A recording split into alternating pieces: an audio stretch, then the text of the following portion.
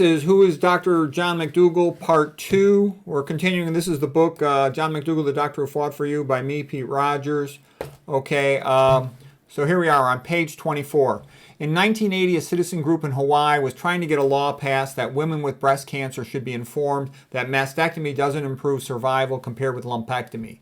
And that's because the horse is already out of the barn. It's already probably, micrometastatic at least, and that's going to determine survival rather than the local operation. So Mcdougall helped to try to make that, routine, that the patient should be informed before they consent to a surgery about what their true options are.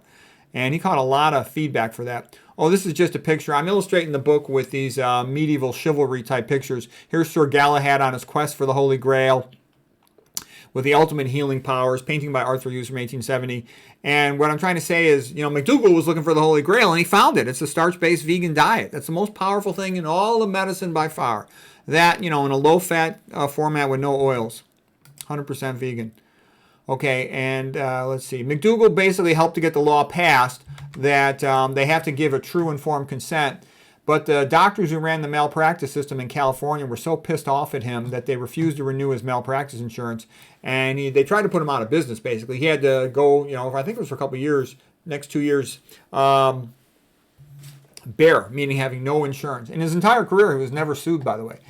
And you notice the pattern, though. When a doctor breaks out of the standard way of doing things, the conventional way of doing things, the system punishes them. Like Ralph Waldo Emerson had said, when a person is nonconformist, the world whips you with its displeasure. And that is very true. No one cares about patients. If all the patients die, no one will care. But if the doctor breaks a rule that causes the system to lose money, the you-know-what hits the fan, and that doctor will get in trouble. It's just how it is. Because you've got to remember, the people who designed the medical system are the ones who get the most money from it. They don't want anything to change. That's why medicine's so stupid, that no real change is allowed unless it makes money. So the good ideas, unless they're profitable, they're just immediately rejected. Okay, it's kind of like organized crime, really. It's a drug-dealing business, okay? And nobody better, impinge on that drug-dealing turf, okay? Okay, and the doctor is like a street corner drug dealer. They're paid to be a drug dealer, not to be a healer. Okay, let's see. And that's also why doctors are so conformist. The guy just, got out of med school. He's got, $500,000 of loans to pay off. Do you think he wants to rock the boat and risk getting in trouble by trying to improve things? No way. He's going to match the older the pill and send a bill, collect his money, follow the standard of care, can't get in trouble. See as many patients as possible per day to generate the most possible billing codes, and all the bean counters will be happy with them. And if they follow the standard of care, no matter what happens to the patient, they still get paid.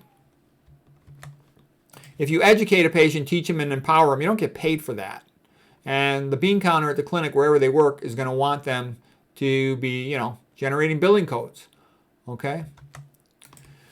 So if somebody behaves like Mcdougall did, they start getting a warning from the bean counter. So the docs then are pressured to go and start their own business, but it's very hard to make money doing that. Okay? Any doc that wasn't seeing as many patients as the other patients in some clinic or some hospital, the bean counter would say, you're not pulling your weight, we're going to let you go unless you see more patients. So they either have to follow the standard way of doing things, or they go home late every night and then they're sleep deprived, and that doesn't work so well for them either. Those are the limited choices of a doctor. Mcdougall, he's a genius. He was able to make it work for himself. He's able to write best-selling books. But you got to remember, the average doctor is not a genius. The average doctor's got an IQ of about 120. They're very hardworking. They tend to be very conformist. They're like accountants. They do what they're told because that's what they're paid to do. They're not free-thinking, original minds, okay?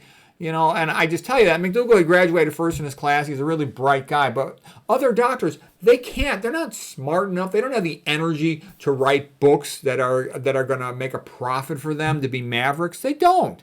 If they toe the line, sell their drugs, do as they're told, follow the standard of care, they're going to get money. They're not going to get in trouble. That's what they're going to do. And they have no reason whatsoever to change that. You have to get that through your head, that what happens to the patient is irrelevant. It really doesn't matter. The general attitude of the system is that the patients are stupid idiots and they get what they deserve. Okay, I'm sorry, but that's reality. And it's important to recognize that, because the typical patient comes in thinking, oh, isn't this medical stuff wonderful? All this modern technology, isn't this fantastic? They don't understand. The system's designed to profit off them, not to help them. And until you realize that, you don't know how to use the system. Because there is a lot of valuable knowledge in the system, and there's valuable technology, but you have to use it in an intelligent, focused way, not in a random way. Okay, McDougall's real good at, his newsletter's real good, his YouTube videos, all that stuff is good, his website, it's all good. The doctors, they don't know nutrition, epidemiology, toxicology, and that's the stuff related to actually taking care of patients. Okay. All right, we talked about this, why doctors don't...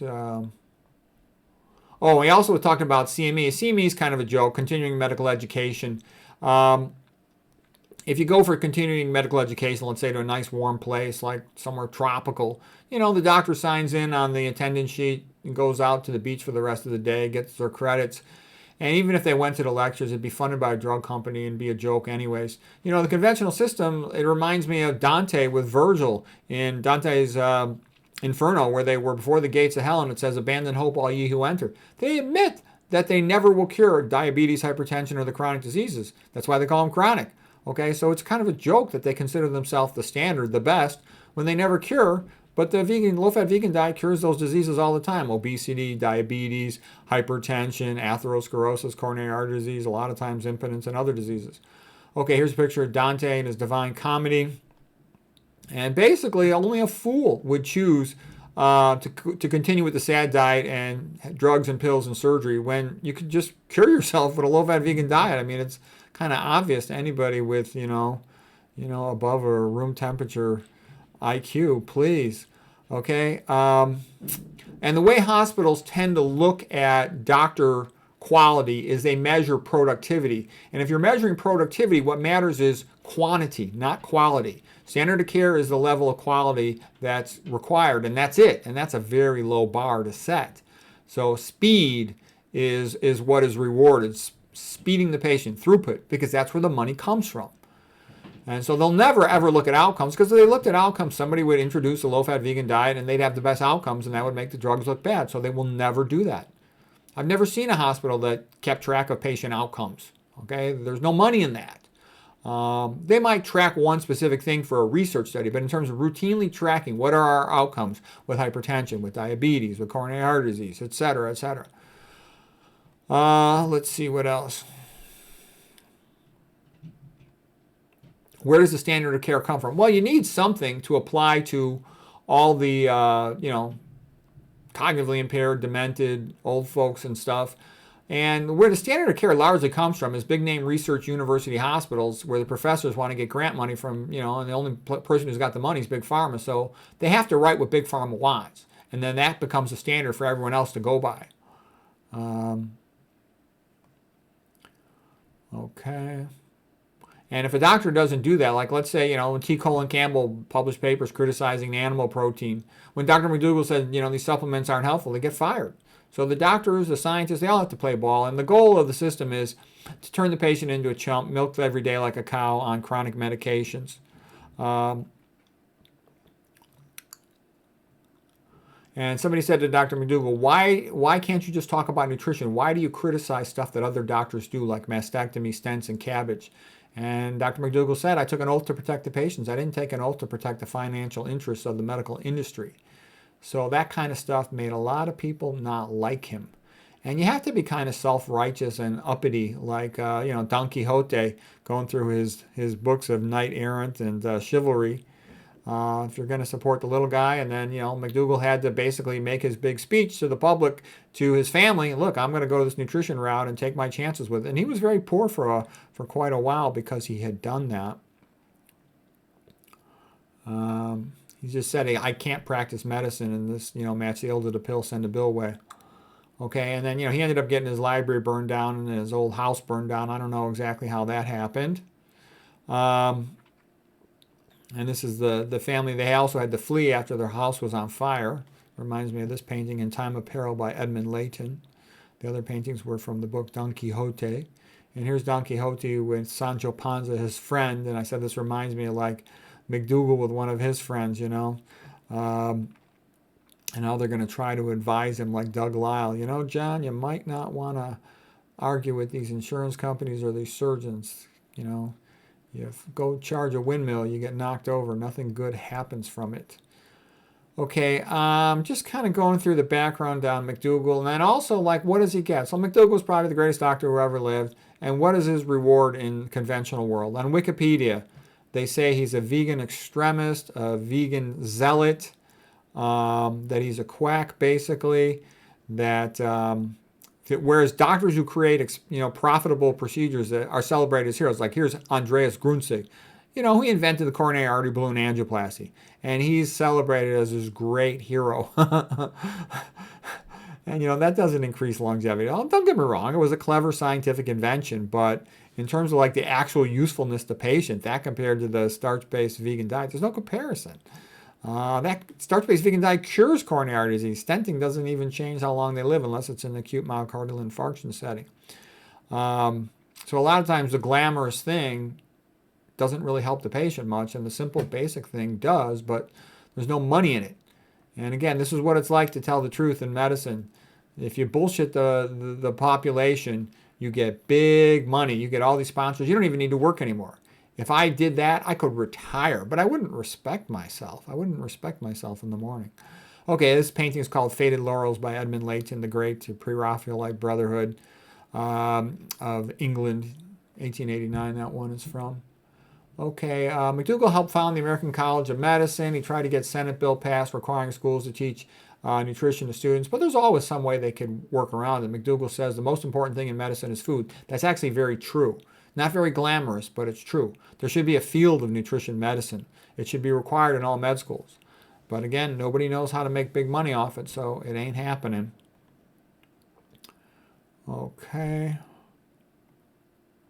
Let's see here. This is a quote by, I think this is Ralph Waldo Emerson quote. Oh yeah, this is a big Ralph Waldo Emerson quote, like from his American Scholar. The book, the college, the school of art, the institution of any kind, they stop with the past. This is good, they say. Let us hold by this. They pin me down. They look backward, not forward, but genius looks forward. Man hopes, genius creates. The scholar is that man who must take up into himself all of the ability of the time, all of the contributions of the past, all of the hopes of the future. It is for you to know all. Whoso would be a man must be a nonconformist. For nonconformity, the world whips you with its displeasure. It is only when they cannot answer your reasons that they wish to knock you down. The best argument is not the accosting in front of the hostile premises, but the flanking them by a new generalization which incidentally disposes of them. Colleges hate geniuses, just as convents hate saints. Universities are, of course, hostile to geniuses who, seeing and using the ways of their own, discredit the routine. God offers to every mind its choice between truth and repose. Take which you please, you can never have both. The office of the scholar is to cheer, to raise, and to guide men by showing them facts amidst appearances. He plies the slow, unhonored, and unpaid task of observation. But he is in his private observatory cataloging obscure and nebulous stars of the human mind, which as yet no man has thought of as such, watching days and months, sometimes for a few facts, correcting still his old records, and he must relinquish display and immediate fame. In the long period of his preparation, he must betray often an ignorance and shiftlessness in the popular arts, incurring the disdain of all those who are able to shoulder him aside. Long he must stammer in his speech, often forego the living for the dead. Worse yet, he must accept, how often he must accept, poverty and solitude. For the ease and pleasure of treading the old road, accepting the fashions, the education, the religion of society, he takes the cross of making his own, and the position of virtual hostility in which he seems to stand to society, and especially educated society. For all this loss and scorn, what is the offset? The offset is that he is to find consolation in exercising the highest function of his human nature. He is the one who raises himself from private considerations and breathes and lives on in public and illustrious thoughts. He is the world's eye. He is the world's heart. He is to resist the vulgar prosperity that retrogrades ever to barbarism by preserving and communicating heroic sentiments, noble biographies, melodious verse, and the conclusions of history. These he shall receive and impart. These being his functions, it will become him to feel all confidence in himself and to defer never to the popular cry. He and he alone knows the world. Ralph Waldo Emerson, who lived from 1803 to 1882. And what I thought one of the best parts of this speech was, why does he do it? How does he do it? He has to believe that doing what's right for the world is more important than his own personal immediate situation. And I'm telling you, that's why it has to be Christianity, or you cannot save healthcare. And I know it's not going to be saved because nobody wants Christianity, but you have to say, this is more important than myself. This is more important than my family. I'm going to do what's right for mankind. And so you have to have a worldview that says that's the way to go. And all these godless religions and all these just societies where they don't have a God-based worldview, you would say, well, screw it. Why should I, put my face in the dirt and make, $50,000, $100,000 a year when I could make $500,000 and not have all these hassles? Unless you have a religious, ethical foundation that says, I'm going to do what's right, anyone else would just always go for the money. And there's so much money in tricking patients and ripping them off, no one would want to ethically practice all this low-fat vegan stuff unless there was money in it. And there isn't any money in it. So it's never going to catch on because the sort of Bible-based worldview is never going to catch on either. But you should know it.